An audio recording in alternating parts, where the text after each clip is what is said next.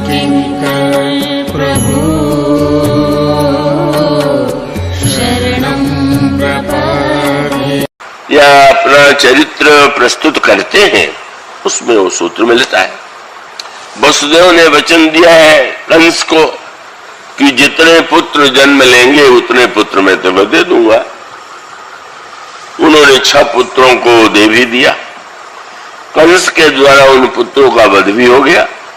सारे 7वें पुत्र के विषय में समाचार फैल गया कि गर्भ स्रवित हो गया और 8वें पुत्र के रूप में श्री कृष्ण का प्रादुर्भाव हुआ। अब भगवान कृष्ण जब वसुदेव जी से ये कहते हैं कि तुम यहां से तत्काल मुझे ले चल करके यमुना के उस पार जहां पर नंदगांव है, जहां गोकुल है, वहां मुझे पहुंचा दो। फिर वही सूत्र कि क्या जन्म लेते ही पिता को असत्य की शिक्षा देने लगे, क्या कह देते भाई ले चलिए मुझे, तो ले चलिए तो उस समय भी क्या कंस उनको मार सकता था? क्या कंस में सामर्थ्य थी कि वो कृष्ण को मार देगा? वो तो नहीं मार सकता था।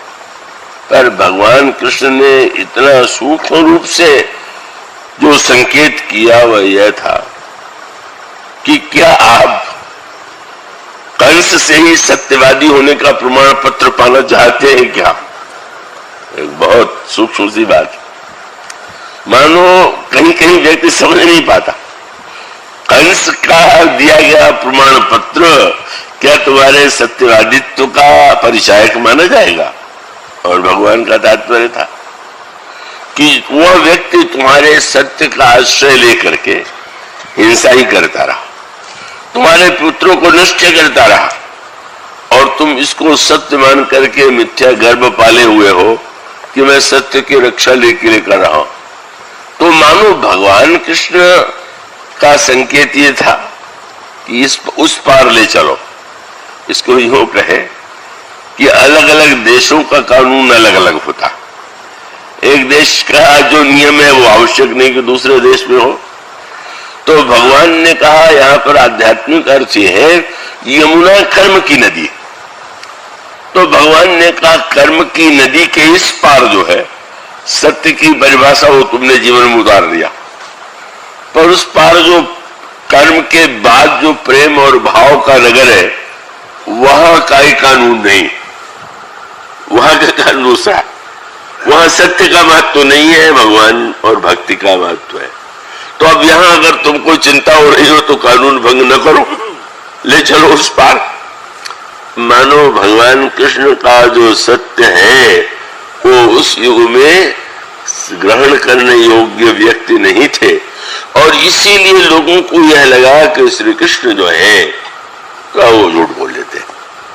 पर भगवान कृष्ण ने अब अंतर यही था कि द्रोणाचार्य के मरने के संदर्भ में सत्य की एक व्याख्या आई, और फिर कथा आती है कि जब अश्वत्थामा के ब्रह्मास्त्र के प्रभाव से जन्म हुआ परीक्षित का तो बालक मरा हुआ, चारों ओर विलाप और दुख का साम्राज्य छा गया।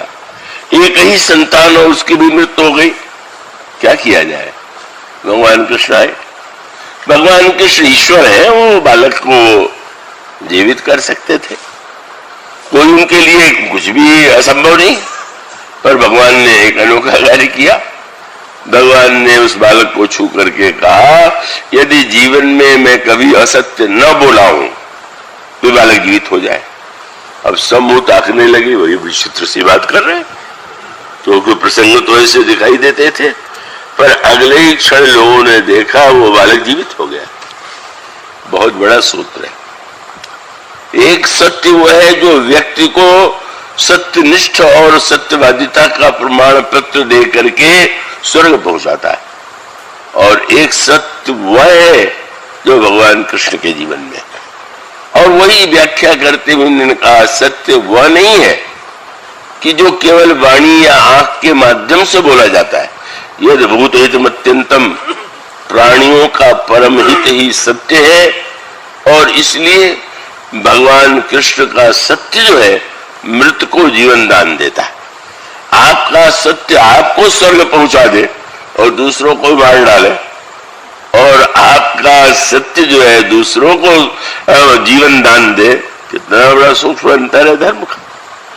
तो भगवान कृष्ण के द्वारा एक विलक्षण रूप प्रस्तुत किया गया।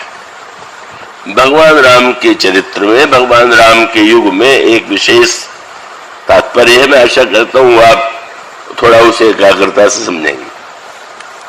सत्य जो है वो स्वनिष्ठ है और शील जो है वो परनिष्ठ है। सत्यवादी अपनी चिंता कर रहा है, अपने स्वर्ग की, अपने कीर्ति के, धर्मात्मा कहलाने की। शीलवान का अर्थ यह है कि जिसको यह ध्यान निरंतर बना रहता है कि मेरे किसी व्यवहार से, मेरे किसी वाक्य से सामने वाले को चोट तो नहीं लगेगी, सामने वाले को पीड़ा तो नहीं होगी। यही शील जो है, शीलवान व्यक्ति अपनी ओर नहीं, सामने वाले के भाव को, सुख को उसका लक्ष्य।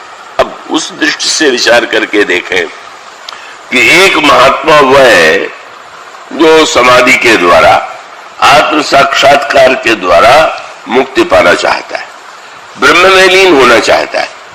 ठीक है, वो सत्यनिष्ठ रह सकता है। पर रामायण का आदर्श जो है वो है रामराज्य। रामराज्य जो है वो जब भी बनेगा तो शील निष्ठा से बनेगा, सत्यनिष्ठा से नहीं।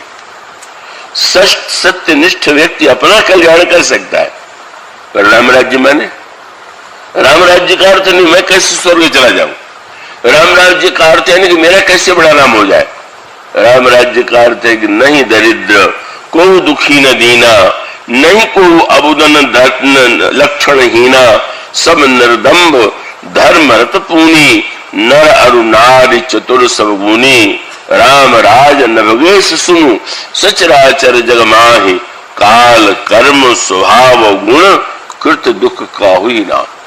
कोई दुखी न हो, किसी को नरक में जाना पड़े, किसी के जीवन में कष्ट न हो। अब स्वाभाविक है भगवान कृष्ण के सामने वह स्थिति नहीं थी, क्योंकि जब वो सारा समाज ही उसको ग्रहण करने की योग्यता नहीं रखने वाला था, तो भगवान कृष्ण की बात समझने वाले भी बिरले ही थे। अर्जुन कभी समझ लेता और कभी नहीं समझ पाता। भगवान राम के युग में जो चरित्र में सत्य की भी अपेक्षा, इसका उल्टा अर्थ न ले लीजिएगा। सत्य निष्ठा के त्याग का अर्थ असत्य निष्ठा न ले लीजिएगा। सत्य निष्ठा का के त्याग का अर्थ है शील निष्ठा। ऊपर से नीचे नहीं उतरना है, आपको तो नीचे से और ऊपर की ओर जाना है। तो इसमें मानो सूत्र यह है कि भगवान श्री राघवेंद्र के चरित्र में जो सारे समाज को परिवर्तित करने की, सबके जीवन के दुख दारिद्र्य अभाव की समस्या को मिटाने की वृत्ति है, वे भगवान श्री राम स्वाभाविक है। उन्हें अपनी चिंता नहीं है, उन्हें तो सबकी चिंता है। करुणा में मृदु राम गोसाई, बेग पाई है पीर पराई। आपको पीड़ा होती है, आप चीखते हैं, आप पुकारते हैं, चाहते हैं, पर श्री राम तो दूसरे के कष्ट को देख करके कहो तो स्वभाव से ही इतने उदार हैं कि व्याकुल हो जाते हैं। और वह भावपूर्ण चित्र जो तुलसीदास जी ने कविताली रामायण में प्रस्तुत किया, तीनों वन में जा रहे हैं, जनकनी नंदनी सीता का वो तो कभी वन में चली नहीं है। और चलते हुए गोस्वामी जी ने कहा कि थोड़ी दूर चलने पर ही माथे पर पसीने की बूंद आ गई, होठ सूख गए, और आपने व्याकुल होकर के पूछा। गोस्वामी जी कवितावली रामायण में कहते हैं, पुरते निकसी रघुवीर बधु धरि धीर दयो, पग मग में पग द्वय झलकी, भरी भाल कली कनी जल की, पुट सूख गए मधुराधर में।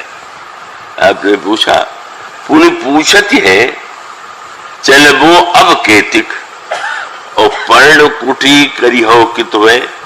आपने कहा था कि वन में कुटी बनावेंगे, वो वन कितनी दूर है जहां कुटी बनाना है।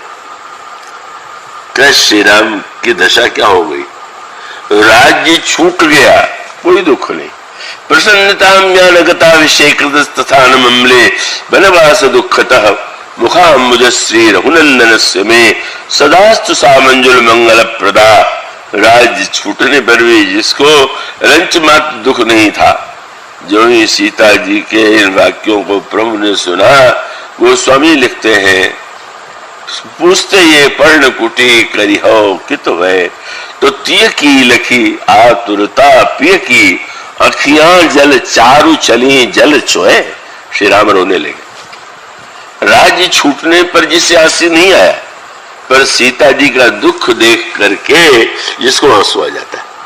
मानो श्री राम को सदा व्यथा होती है दूसरों का कष्ट देख करके, पीड़ा देख करके।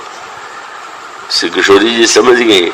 उन्होंने कहा नहीं, ये न समझिएगा कि मैं थक गई हूं, आप वो कष्ट, आप बड़े सुकुमार हैं इसलिए मैंने पूछा। पर प्रभु की अखिलशील की पराकाष्ठा देखिए।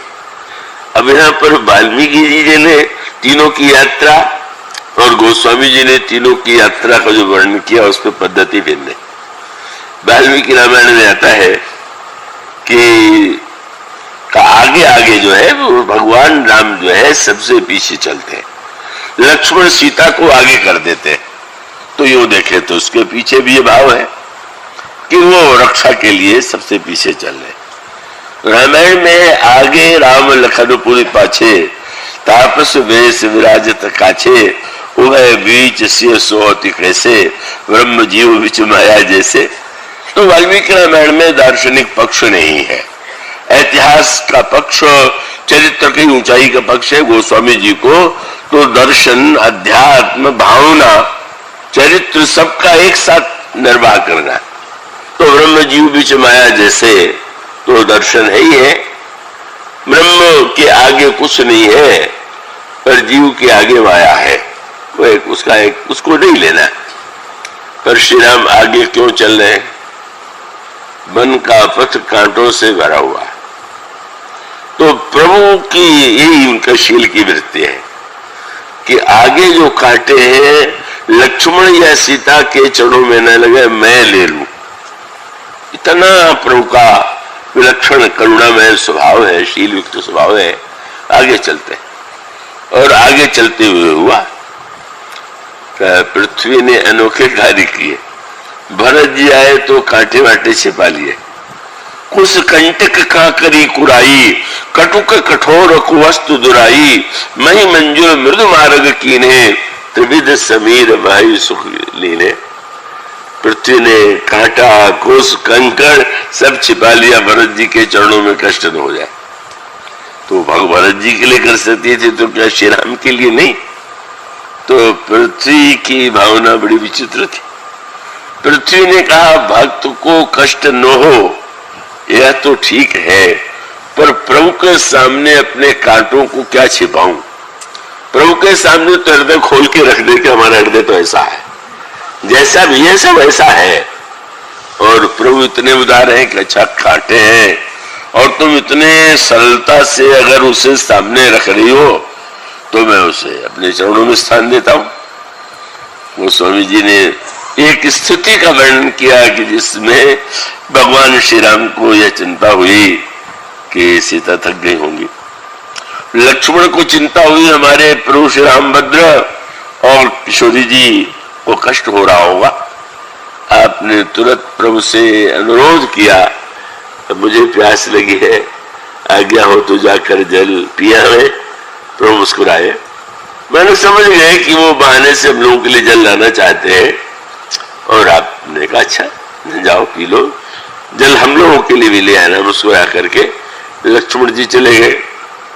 प्रभु वृक्ष के नीचे बैठ गए। प्रभु के माथे पर श्रमबिंदु है। वो स्वामी जी कहते हैं कि जब प्रभु बैठ गए तो श्री किशोरी जी उनसे कहती हैं कि आप वृक्ष के नीचे बैठ जाइए और पोछी पसेऊ बयारी करो, ढाड़े विलंब लो भूभुर गाढ़े। आप बैठ जाए वृक्ष के नीचे और आपको थोड़ा पसीना में पूछ दूं, आपको बड़ी धूप में बड़ा कष्ट होगा।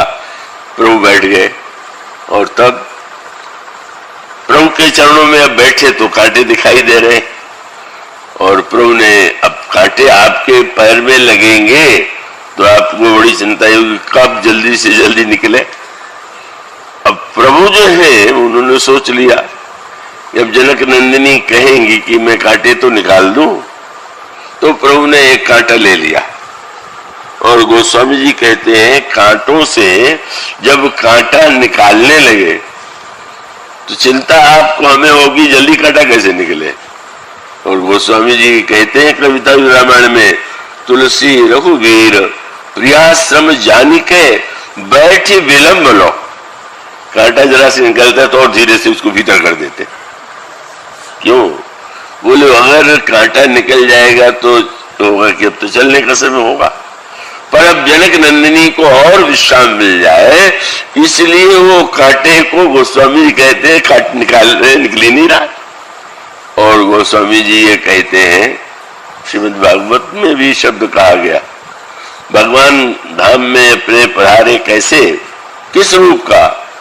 बोले कंटक विद्ध दंडक विद्ध कंटकई, दंडक बन के कांटे जिन चरणों में चुभे हुए हैं वो भगवान राम के चरणों में वो कांटे ये रह ही गए। और जिस समय वेद भगवान की स्तुति करने आए, भगवान राम सिंहासन पर बैठे हुए हैं, दोनों ने देखा कि श्री राम के चरणों में अब भी कांटे हैं, और उन्होंने कहा प्रभु ध्वज कुलिस अंकुश कंज जुत बन फिरत कंटक किन लहे। प्रभु आपको छोड़ करके उसके चरण में का आपके इतने सुकुमार चरण, यही तो देख के हनुमान जी चकित थे। महाराज आपको देख करके तो मैं समझ नहीं पाता हूं कि आप कौन। क्या बोले कठिन भूमि कोमल पदगामी, पृथ्वी कठोर आपके चरण कोमल। जो कठोर पृथ्वी पर चलेगा उसके चरण कोमल नहीं रह जाएंगे, और जिसका चरण कोमल होगा वो कठोर पृथ्वी पर चलेगा नहीं। कैसी आपकी विचित्र स्थिति है। पर वही मानो जनक नंदिनी ने कहा आपसे नहीं निकल रहा है, मुझे आप देख आज्ञा दे मैं निकाल लूं। आपने तुरंत व्यंग्य भरी भाषा में कहा आपका कार्य मेरे चरणों में पहुंचाना है कि चरणों में पहुंचने वाले को निकालना है? नहीं नहीं, आपको शोभा नहीं देता, मुझे करने दीजिए। मानो श्री राम को प्रतिपल यह चिंता है दूसरों को कितना सुख दे दे, दूसरों को कितना विश्राम दे दे, कितना आनंद दे दे। ये जो भगवान राम की प्रतिक्षण की शील निष्ठा है।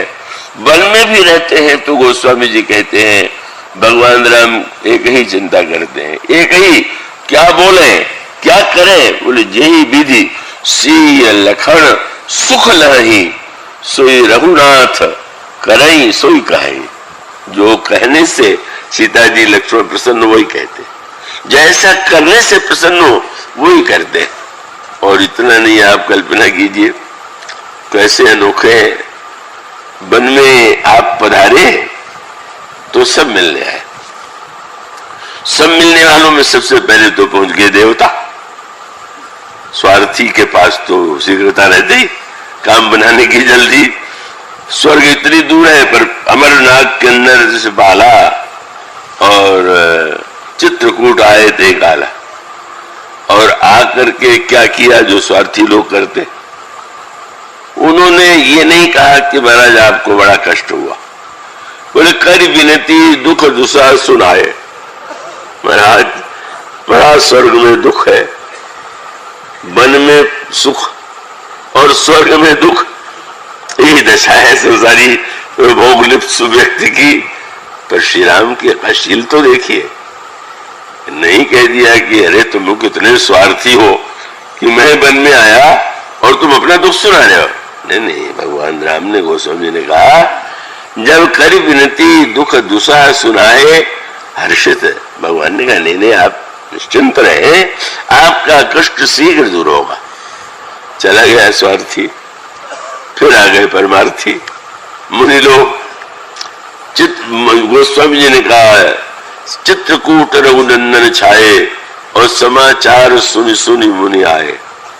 मुनि आ गए और मुनियों को देखते ही आवत देखी सकल मुनि वृंदा कीन दंडवत कुल चंदा। प्रभु साष्टांग प्रणाम करते मुनियों, और प्रणाम करने के बाद जब बातचीत होती है तो महात्माओं को लगा कि जैसे कोई वृक्ष में पहली बार फल आवे तो व्यक्ति प्रसन्न होता है। इसी तरह से हम लोगों ने इतने वर्षों तक जितने साधन का फल लगाया था, साधन का वृक्ष लगाया था, साधन सकल सुफल कर लेके आज हमारा भगवान श्री राम विदा करते हैं, विदा लेते हैं वो, और बड़े प्रसन्न हो जाते हैं। अब राम स्वयं आकर के निवास कर रहे हैं तो कन्हई जोग जप जाप तन निज आश्रमन सुछंद। बड़े आनंद से कहो, जब तक में अब डर तो ही नहीं, पर ये स्वार्थी और परमार्थियों के बाद जो तीसरा दल आया वो तो अनोखा था। कौन? बोले यह सुधि कोल किरातन पाई। पूछा गया, उन्होंने तो वृक्ष लगाया तो फल मिला, देवताओं ने षड्यंत्र करके बन भेजा अपना काम बनाने के लिए, ये कौन है? स्वार्थी की परमार्थी। गोस्वामी जी ने कहा डाकू, डाकू मिलेंगे क्या? किसी ने धन कमाया और दूसरे ने लूट लिया। तो मुनियों ने और जिन्होंने चाहे जितनी तपस्या किया हो, अब इनको तो भगवान मिलने का कोई सवाल ही नहीं था। तो कन्न मूल फल भारी भारी दोना, चले रंग जन लूटन सोना। लूटने के लिए जैसे कोई दोना में फल लेकर के, समझ गए ना? अब दोने के फल के दोने के बदले जो सोना लेना चाहे उसे पता चल गया होगा कि भोले बहुत है, इनको ठगना बहुत सरल है, इनसे लेना बहुत सरल है। और भगवान श्री राम के पास जब वो जाते हैं तो न तो मुनियों का अध्यात्म और न देवताओं का दुख। अब वो किरात भगवान से जब कहते हैं तो कहते हैं आपने बहुत अच्छा किया, किसी मुनि के आश्रम में ठहर जाते तो ठीक नहीं रहता। मुनि जी क्या करते? दिन रात आपको कथा सुनाते, यह बहुत बढ़िया है, और आपको हम हर तरह से सुविधा कर देंगे। केवल कीन बास बल ठाऊ विचारी, यहाँ सकल ऋतु राब सुखारी। ये तो इतना अच्छा स्थान है कि सारे ऋतुओं में अच्छा रहेगा, और वन में तो आप भटक जाते। हम लोग हैं, और हम लोगों का तो वन का कोना कोना देखा हुआ है। वन बेहड़ गिरी कंदर खोहा, सब हमार प्रभु पग पग जोआ। तो अगला वाक्य और अनोखा था। प्रस्ताव क्या था? वाल्मीकि क्या निमंत्रण देते? कथा सुनने आ जाइए। इनका निमंत्रण क्या है? आपको ले चलेंगे शिकार खिलाने के लिए। ये तो कोई मुनि कर नहीं सकता था। तह तह तुम्हें अहेर खिलाऊ, सर निर्झर जल ठाऊ दिखाऊ। झरने आपको दिखलावेंगे, सुंदर सुंदर स्थान दिखावेंगे, शिकार खिलावेंगे। अब तीनों की भाषा अलग अलग, और श्री राम का दिव्य स्वभावशील ये है। देवताओं की बात भी ठीक, मुनियों की ठीक, लेकिन इनकी वेद वचन मुनि मन अगम, ते प्रभु करुणा ऐन वचन किरातन के सुनत, जिम पितु बालक वैन। जैसे बच्चे की बात सुन के पिता को आनंद आता है, बहुत बहुत। मैं आप लोगों के लिए पास में तो इसीलिए ठहरा, पर अब सब कल्पना आप कीजिए। एक आध दिन बाद आगे चलिए शिकार खेलने के लिए। भगवान राम नहीं कह पाए कि नहीं मैं नहीं जाऊंगा। हाँ अवश्य चलिए। तो शिकार की जो दशा उन लोगों ने देखी, क्या गोस्वामी जी ने कहा कि अब भगवान राम तो धनुष पर बाण चढ़ाए चल रहे, और तब गोस्वामी जी की पंक्ति है कि ये जो मृग थे वो सब राम का रूप देख करके बस देखते ही रह जाते, और जब देखते रह जाते हैं, गोस्वामी जी ने वर्णन करते हुए कहा कि वे तो भाग नहीं रहे, और भगवान श्री राम जब जो है उनको देखते हैं तो देखते हैं, और देखते हुए उनके हाथों से बाण गिर जाता है। अद्भुत शिकारी, धनुष पर बाण चढ़ा हुआ है, लेकिन गोस्वामी जी ने कहा हो मुदित मृग वृंद अभिषेकी, और भगवान राम उनका प्रेम देख करके बाण तो चलाते ही नहीं। शिकारी किरातों ने कहा कि आपको शिकार विकार करना आता नहीं, केवल शोभा के लिए धनुष बाण लिए हुए हैं क्या? अब प्रभु ने कैसे बताते कि हम तो जिन मृगों का शिकार करते हैं वो लंका की ओर है। हम भगवान राम ने ये वाक्य कहा कि हम तो तुमसे खल मृग खोजते फिर ही। मानो प्रभु को प्रसन्नता इस बात से होती है कि उनको आनंद आया कि ये नहीं जानते, हम सिखावेंगे, हम दिखावेंगे। यही जो श्री राम का जो मुनियों को, देवताओं को, कुल किरातों को, सबको सुख और आनंद देने के लिए प्रभु सब कुछ व्यवहार करते हैं, वह शील सिंधु श्री राम ही राम राज्य के निर्माता हो सकते थे। कठोर अपने ही वाक्य और अपने ही शब्दों में स्थित रहने वाला नहीं हो सकता था। इसलिए तुलसी के राम तो सबके हैं, सबसे मिल सकते हैं, सबकी बातें सुन सकते हैं। आज इतना